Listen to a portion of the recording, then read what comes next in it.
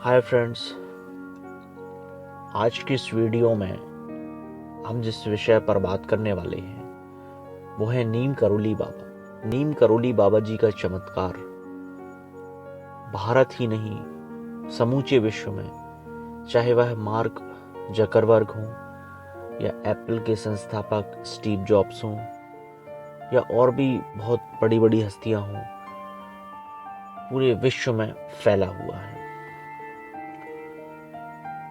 नीम करोली बाबा जी को महाराज जी या बाबा जी के नाम से भी जाना जाता है। नीम करोली बाबा जी की बचपन की कहानी। नीम करोली बाबा जी का जन्म उत्तर प्रदेश के फर्रुखाबाद जिले के एक गांव में सन 1900 के आसपास हुआ था। उनके बचपन का नाम लक्ष्मी नारायण शर्मा रखा गया। उनके पिताजी श्री दुर्गा प्रसाद जी थे, जिन्होंने अपने पुत्र लक्ष्मी नारायण का विवाह 11 वर्ष की आयु में एक सुयोग्य कन्या से करा दिया। लेकिन तब लक्ष्मी नारायण शर्मा का मन सांसारिक गतिविधियों में नहीं रमा और वे एक दिन बिना बताए घर त्याग कर कहीं चले गए। घूमते घूमते गुजरात के बावड़िया ग्राम पहुंचे, जहां पर उन्होंने तालाब किनारे एक संत आश्रम में रुककर साधना की। उसी तालाब में खड़े होकर घंटों साधना में लीन रहते थे। वहां पर उन्होंने अपने जीवन काल में 7 से 8 वर्ष व्यतीत किए। उसी तालाब के किनारे हनुमान जी के मंदिर की स्थापना कराई, जो आज भी विद्यमान है और लोगों में उस मंदिर को लेकर बड़ी आस्था है। काफी दिन गुजर गए। बाबा जी के पिता अपने पुत्र को ढूंढने बावड़िया पहुंचे और साथ ही आदेश दिया कि जाओ और अपने गृहस्थ जीवन का पालन करो। पिता की आज्ञा का पालन करते हुए नीम करोली बाबा, जो उस समय लक्ष्मण दास के नाम से आसपास के इलाके में मशहूर थे, अपने ग्राम को चल पड़े। नीम करोली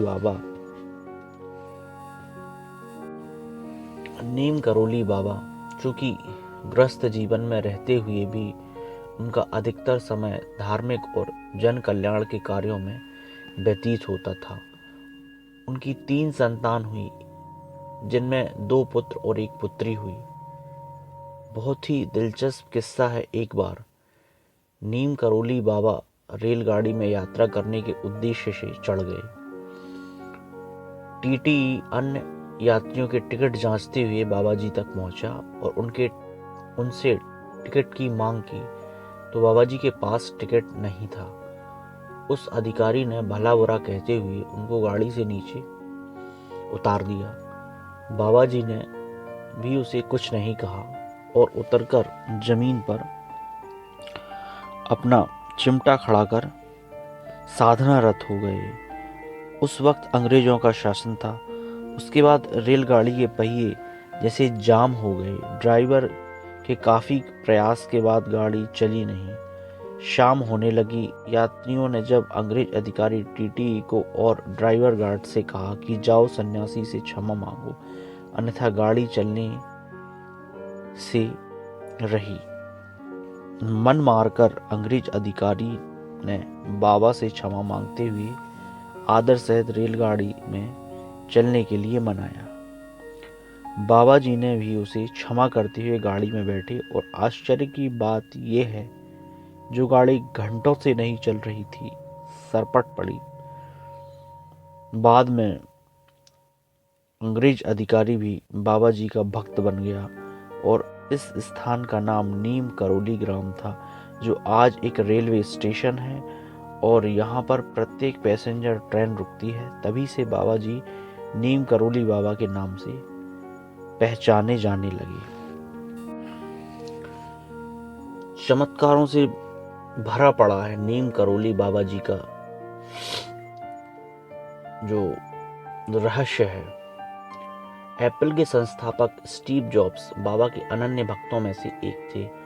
उनके अनुसार एक दिन किसी उन्हें कंबल ओढ़े हुए तेजस्वी बुजुर्ग ने आवाज दी और कहा कि भारत के नैनीताल स्थित कैंची धाम जाओ, तुम्हारी सारी समस्याओं का समाधान वही होगा। इस घटना के काफी दिनों बाद स्टीव जॉब्स भारत आए। तब वो अपने आईफोन प्रोजेक्ट को लेकर बहुत परेशान रहा करते थे। वो कैंची धाम पहुंचे, लेकिन जब नीम करोली बाबा ने अपने शरीर का त्याग कर दिया था, कुछ दिन रहकर वापस अमेरिका लौटे, जिसके बाद की कहानी हम सब जानते हैं कि स्टीव जॉब्स कौन थे और एप्पल क्या है। अपने मेंटोर स्टीव जॉब्स के सुझाव पर फेसबुक के संस्थापक नीम करोली बाबा मार्क जकरबर्ग कैचीधाम आए। तब उनको कोई नहीं जानता था और उस वक्त फेसबुक को बंद करने की योजना बना रहे थे। मंदिर प्रांगण में ही कुछ दिन बाबा जी ने अलौकिक सानिध्य में बिताने के बाद मार्क जकरबर्ग वापस अमेरिका चले गए। उसके बाद उन्हें कभी पीछे मुड़कर नहीं देखना पड़ा। परिणाम पूरी दुनिया के सामने है। इस घटना का जिक्र स्वयं मार्क जकरबर्ग ने भारत के प्रधानमंत्री नरेंद्र मोदी जी से उनके अमेरिका दौरे के दौरान कही थी, जो हम सभी जानते हैं। नीम करोली बाबा जी की ऐसी ही अनेक महिमाएं और लीलाएं भरी पड़ी हैं। बाबा जी का संपूर्ण जीवन अलौकिक लीलाओं से भरा पड़ा है। अपने भक्त अनुयायियों पर कष्ट आते देख स्वयं कहीं से पहुंच जाते थे। तमाम चमत्कारों में से यह एक और चमत्कार मैं आपको बताने जा रहा हूं। भारत और चीन का युद्ध चल रहा था। उसी युद्ध में उनके एक भक्त दंपत्ति का पुत्र भी सीमा पर दुश्मनों से मोर्चा लिए हुए था, जिसे लेकर उनकी भक्त दंपत्ति बहुत परेशान थे। अचानक बाबा जी ढलती शाम को उस भक्त दंपत्ति के यहाँ पहुंचकर रात्रि विश्राम की इच्छा बताते हैं। बरामदे में ही चारपाई लगाकर कंबल बिछाकर उसे ही ओढ़कर सो जाते हैं। भक्त दंपत्ति के अनुसार बाबा जी रात के कंबल से कराहने और टन की आवाज पूरी रात आती रही। दंपत्ति संकोचवश बाबा के पास नहीं जा रहे थे। अगली सुबह बाबा जी ने उठते ही बिस्तर लगे कंबल को गठरी बनाकर देते हुए कहा कि इसे खोलना मत और इसको ले जाकर हरिद्वार में गंगा नदी में प्रवाहित कर देना और तुम्हारा पुत्र फला फला दिन को आ जाएगा। इतना कहकर बाबा जी वहां से तुरंत प्रस्थान कर गए। दंपत्ति ने ना चाहते हुए कौतूहलवश उस कंबल की गठरी को रास्ते में खोलकर देखा तो दंपत्ति की आंखें फटी की फटी रह गईं। रात को उन्होंने बाबा जी के बिस्तर में से आती हुई आवाजों को सुना था। वो गठरी बंदूक की खाली कारतूसों से भरी पड़ी थी। हरिद्वार से लौटकर आने के बाद उनका पुत्र भी बाबा जी की बताई हुई तारीख में आ गया और उसने बताया कि जंग में ऐसे मेरे साथ के सैनिक शहीद हो गए, पता नहीं मैं कैसे बच गया।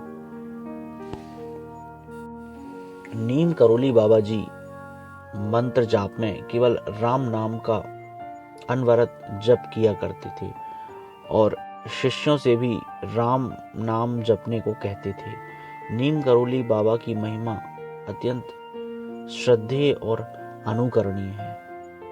बाबा जी ने गुजरात से लेकर दिल्ली, फारुखाबाद, वृंदावन, नैनीताल स्थित कैचीधाम जैसे अनेक जगहों पर मंदिर का निर्माण करवाया। उनमें से ज्यादा प्रसिद्ध नीम करोली बाबा आश्रम कैचीधाम उत्तराखंड के में स्थित है। एक और नीम करोली बाबा जी की कहानी मैं आपको यहाँ बताने जा रहा हूँ। एक बार कांग्रेस के कुछ वरिष्ठ नेतागण बाबा जी से मिलने उनके आश्रम पहुंचे। उन नेताओं में से एक नीम करोली बाबा जी के विचार से प्रभावित हुए थे।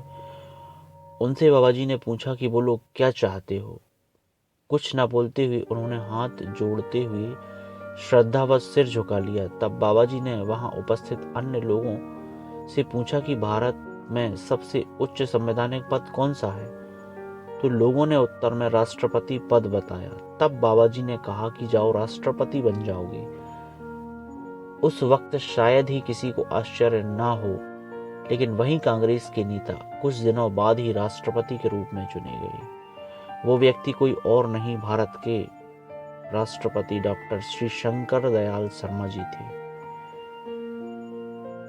नीम करोली बाबा जी की मृत्यु कैसे हुई? 11 सितंबर 1973 की एक रात जब बाबा जी अपने वृंदावन स्थित आश्रम में थे, अचानक उनकी तबीयत खराब होने लगी तो भक्तों ने आनन फानन में उन्हें अस्पताल में भर्ती कराया, जहां डॉक्टर द्वारा ऑक्सीजन मास्क लगाने के तुरंत बाद निकालकर बाबा जी ने फेंक दिया और वहां उपस्थित भक्तों से कहा कि अब मेरे जाने का समय आ गया है, और तुलसी गंगाजल लाने का आदेश दिया। तदुपरांत उन्होंने तुलसी और गंगाजल ग्रहण कर रात के 1:15 पर अपने नश्वर शरीर का त्याग कर दिया। मान्यता है कि बाबा अलौकिक रूप से अपने भक्तों के पास सदैव विराजमान रहते हैं। भक्त लोग बाबा जी को हनुमान जी का अवतार मानते हैं। नीम करोली बाबा मंत्र जप में केवल राम नाम का जाप करते थे। नीम करोली बाबा के सामने भक्तों की गिनती अनंत है।